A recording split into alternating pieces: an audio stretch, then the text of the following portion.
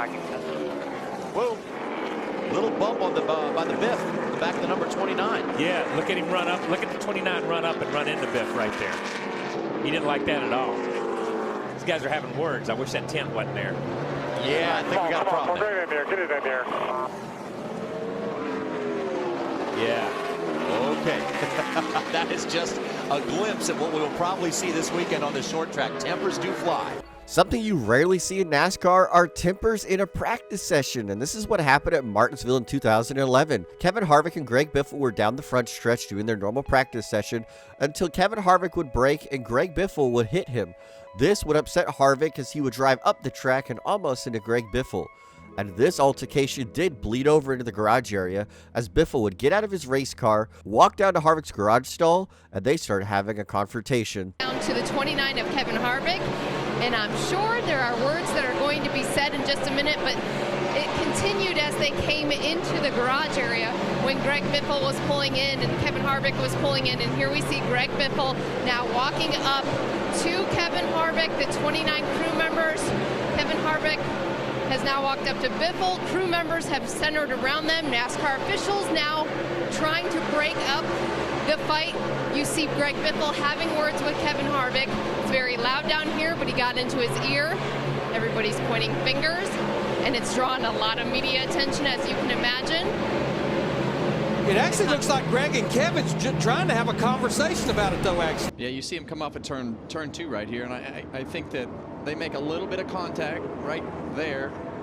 Kyle Larson trying to side draft, and then I think Busch is frustrated with that. Squeezes him down the racetrack, and then Larson spins out into the 8, and they both hit the fence. So I think Kyle Busch was frustrated with Larson. You see him way down the racetrack. Let's hear what he said. I mean, he turned into me. Yeah, he routed you down. Total idiots. Well, there's two sides to every story, but that's certainly the one side that we saw. Yeah, you see that little contact. I think that ticked Kyle off right there, and then right there. Yeah, I think he just got frustrated and got them both wrecked. In 2024, Kyle Busch and Kyle Larson, the two Kyles, would get into one another down the front stretch at Gateway. They would bang doors down the front stretch. Heading into turn number 1, Larson and Busch would still be together, and they would end up crashing. Larson would lose control underneath his race car, sending Busch in the wall and ending his day as Larson would keep going. This would ultimately cost Kyle Busch even more points than he already had, and he would ultimately miss the playoffs after an abysmal summer. Let's see what we're talking about here. See, Junior just made a lane down there on the bottom. Does get the spot from Gordon. So the f***ing 88, he can thank me later for not wrecking his just that was f***ing stupid. I mean, I know Jeff's frustrated. I don't see anything wrong with what Dale Jr. did there. You go race and do all that you can do. It's a race, right? Little road rage, time to time there. Here we go. And how many times have we said just so far in our coverage of these Sprint Cup races, these restarts are when these guys are trying to make the spots that they can get. They've carried this battle on, though. So the attitude kind of, what the heck, I'll let him go and then pay it off. And I can guarantee you that All clear. all Vickers has been thinking about since he got turned by Stewart was getting in a position to do this. Looking for him. Where's that 14? Yeah. Yeah. Remember when Vickers got turned around earlier, Ryan Pemberton, his crew chief, was giving him the play-by-play of what happened. Vickers said, I know, I felt it. Yeah, this is early. Okay, no, this is just now. Oh, yeah. I mean, Vickers comes from the left side of the racetrack, or from on your screen comes from the right side of the racetrack across to run in the back of Tony. Now, this is what happened earlier in the race. It's a run board with Stewart. That's Vickers up ahead. They're going down in 11. Stewart just leans on him and keeps leaning and keep leaning and just pushed Vickers into the tires down there. And you know what, really, and Tony, and we've seen this twice, Tony got on him and would not get off of him. I mean, pushed him. We saw it a little later with Joey Logano. There was no other cars around. It was just a one-on-one, and Joey's like, I'm tired of messing with you. I just pushed you out of the way. If you would have told me in 2011, right here, at this exact moment, that Tony Stewart would still be the champion, I would have said you're crazy. This was by far Stewart's lowest point in his 2011 season, and it was not great for him. Tony Stewart would crash Brian Vickers early on in Sonoma, and Vickers would later retaliate in basically the same way. But he was carrying way more speed, was able to spin Tony Stewart out, and send him on top of the tire barriers. Luckily, Tony Stewart was not injured in any of this accident, but it is still a wild thing to think. This is the champion. In the middle of the summer months, usually the champion is on fire in NASCAR, but Tony Stewart was still not even in the top 10 in points. Ultimately, this was a turning point in Tony Stewart's season, as he would start to rebound after this. But Brian Vickers and Tony Stewart were still extremely upset with one another. Look, Ryan Blaney got a little nose under Jimmy going into the carousel. Little contact was made. Jimmy stood in the throttle, hoping to stop the car from hitting the tire barrier. Was unsuccessful. Hard contact with the right front. Here's a 48 radio.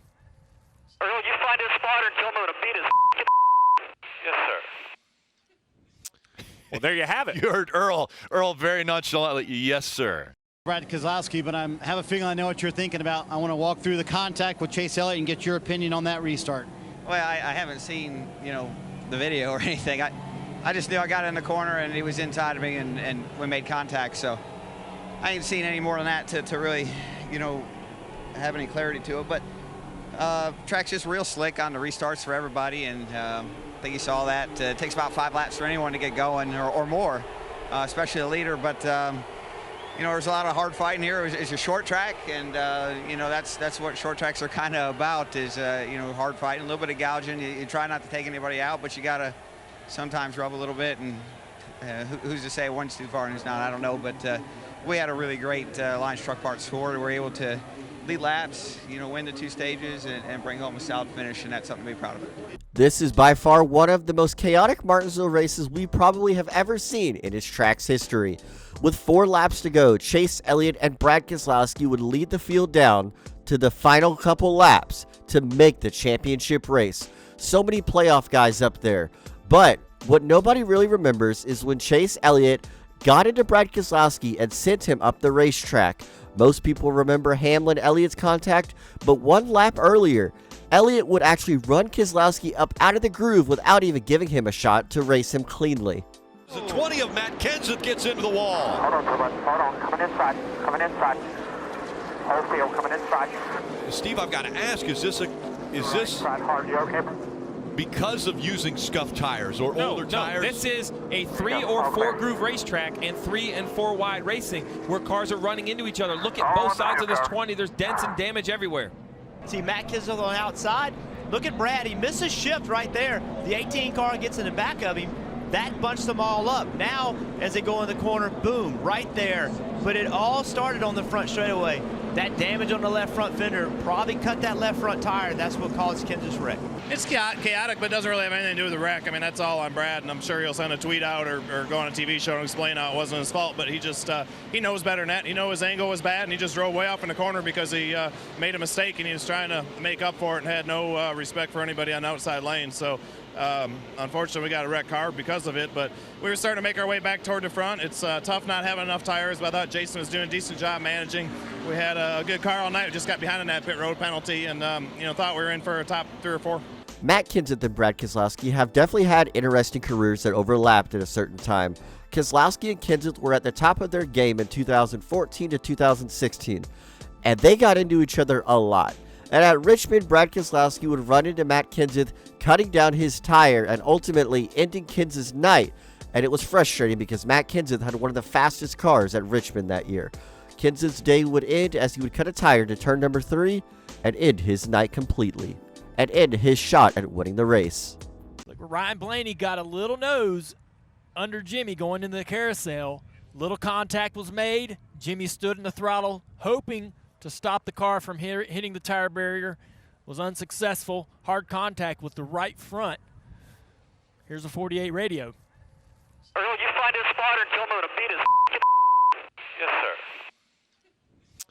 Well, there you have it. You heard Earl very nonchalantly, yes, sir. Joey Logano through 3 and 4 for the final time. There's the contact. He does get to him. The 11 on the inside. He gets into the wall. Dillon's going to win it at the line.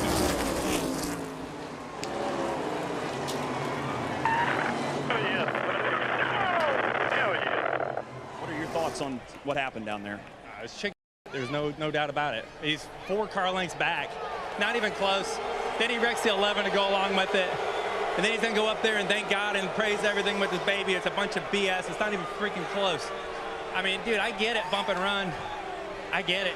I didn't back up the corner at all. He came in there and just drove through me. It's ridiculous that's the way we race. Unbelievable. I get bump and runs. I do that. I would expect it. But from 4 car lengths back, he was never going to make the corner. And then he wrecks the other car. He wrecks the 11 to go with it. So what a piece of crap. Looking to make a spot in the 2024 playoffs is Austin Dillon. Win and you're in. And he knew this was his last shot, most likely, to make it in the playoffs. He did what he had to do, in his own words. He drove it in there from about 3 car lengths back, hit the 22 car, realized he messed up because Denny Hamlin was going to pass him, and then he proceeds to right hook Denny Hamlin into the wall and make a violent crash with the 11 car. Denny Hamlin was able to finish second out of this, and Austin Dillon was able to pick up the win. This was just a joke of a finish. Around goes the 13, Casey Mears. Catches it, and the caution's going to come out. And I'm so glad I'm sitting up here because the stress level for these pit crews, these drivers, and these crew chiefs, it's only going up. Running out of tires. The 13 here getting into the back of the 93, goes down into the corner. And I think he's going to get a little help. Yes, I do too. I think 93 was upset. Yep. Just turn him around, getting into the corner. Not the first time we've seen that. It's easy to predict the help. You've seen enough upset drivers. But as we mentioned, all these teams work together, and the list of how many tires they're going to have, this as we ride out more of a Casey Mears, you see. And look at where Martin Truex Jr. is right now in relation to what's taking place. Because of the pit road speeding penalty, he's right near that chaos that ensued. Kurt Busch battling out there on the outside of the 19. Whoa! Wrecked down the back straight with a 19. Kidding me? Big wreck behind you. Caution south. Caution south. Well, we knew that it might be a little wild and crazy here at the end. Yeah, that would hurt. Damn, man. Give me a break. Who was that? That was Kyle Larson. What an idiot. See Larson on the right coming up behind Edwards. Yeah, he got a little loose. You know what? I think you're right. I think Carl got a little loose. He was under the 41. That sucked him around just a tiny bit. The back end stepped out ever so slightly, and he had to check up, and the 42 just had momentum. Yeah, he's sideways, and Larson's on the gas. Now, wait a minute. I mean, I understand Carl saying, hey, cut me a break. You know, he's saying, yeah, I got a little loose. Kyle Larson said on the radio he's not sure what happened, but if it was his fault, he feels bad. What did you see from the driver's side? Well, that means a lot. It's I just want to be out there racing. It's such a fast car, and Stanley had $1 million on the line. I thought we were going to win this thing. I saw Kurt get loose or something. He stopped. I tried to give him a little room, and as I came down, Kyle just got me, I guess. Just can't thank Dover enough for the safer barriers. The safer barriers are big help. Yeah, that was, it happened pretty quick. I guess that's just racing. It's nice of Kyle to say something, but I still hope Matt wins this race. When battling for the lead at Dover, Kyle Larson would get into Carl Edwards down the back straightaway, and Carl Edwards would go hard into the inside wall. Edwards was pretty frustrated with Kyle Larson, as you could tell. You could just tell by his personality and the way he spoke, he was pretty upset. He even said in his interview, even after Kyle Larson apologized, I hope Matt Kenseth wins. Edwards and Kenseth were teammates, so it was rightfully so that Edwards definitely would rather his teammate win than the guy who just wrecked him. That's how it typically gets every week. Every week. I hate my job. What the does he want? When you ran out of the pit, you almost ran some of them over there all wanting to whoop you. You gotta start at the back with it too soon. It's a run to go yet! They want you to drop part of the back. I am there! I'm there! All these behind me are right down! All right, man, cool down. Let's get some points here.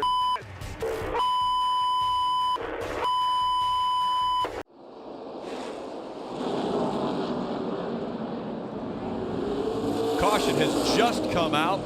The 6 of Trevor Bayne had hit the wall just a moment earlier. And now we're seeing frustration. Looks like between 2 drivers, A.J. Allmendinger and Trevor Bayne. You see all the smoke rolling out from inside the car. There's tire rub there. And then the 47, just moments ago as well, coming up the racetrack trying to avoid the 6, got sideways. Yeah, the 6 blew a tire because he had hit the wall about 2 laps before. In the middle of 3 and 4, he had gotten into the wall, and he drove into 1, and right there the tire's down, hits the wall. Then Allmendinger, just in responding and reacting to what he saw in front of him, couldn't get slowed down and got into Bayne. Yeah, so Jeff, you mentioned that the 6 of Trevor Bayne blew a tire. Well, it was because of that first impact that you discussed. Well, this is turns 3 and 4. No damage yet on the 6, and you see he just gets very loose, tries to catch the back of the car. We're going to talk about a Darlington stripe. That's a Darlington crash. That is a little bit harder than a stripe. That went up, made contact. Jeff, you and I watched him for a couple laps. Obviously, the tire rub finally was too much for the right side tires, blew a tire, and then A.J. Allmendinger, unfortunately, just wrong place, wrong time. Nothing the 47 could have done. This is an altercation you rarely see in NASCAR. Trevor Bayne upset with somebody? Yeah, this is what happened when he spun out on the racetrack, and A.J. Allmendinger was there to collect and be involved. Trevor Bayne was actually furious that A.J. Allmendinger couldn't miss him. This is something you never see because Trevor Bayne is a very lighthearted kid who never really gets into any altercations at the racetrack when he's in NASCAR.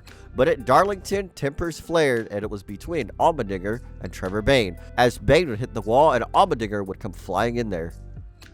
As a Kevin Harvick fan, these clips right here are painful to watch. He has never had a great pit crew in his NASCAR career, and unfortunately, sometimes at the top of his game, in races that he easily could have won, his pit crew would fumble. It seemed to be a reoccurring thing for Harvick in the 4 team, and at Darlington in 2016, at one of NASCAR's classic tracks where Harvick is really good at, he looked to have one of the dominant cars that evening, up until his pit crew made a mistake and Harvick was furious on the radio.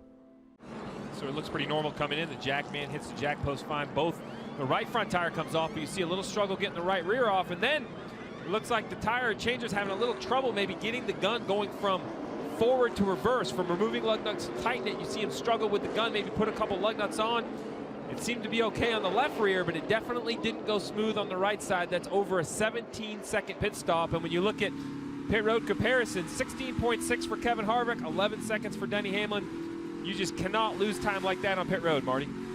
And they wound up losing 11 spots on pit road. Kevin Harvick leading, will restart 12th here. Walt Smith, who's the pit crew coach, ran down to Danica Patrick's pit. They're going to exchange rear guns with the 10 team, and he's actually running back with that right now. There's the video of Walt handing the gun over to the 10 team. They're going to exchange rear guns with the 10 team and bring it down here to Kevin Harvick's team and hope that they can fill out the rest of the pit stops and not have any more issues here on pit road, guys. But they think it was a rear gun issue on Kevin Harvick's stop. Let's listen into the radio, too. I'm sure this will be interesting.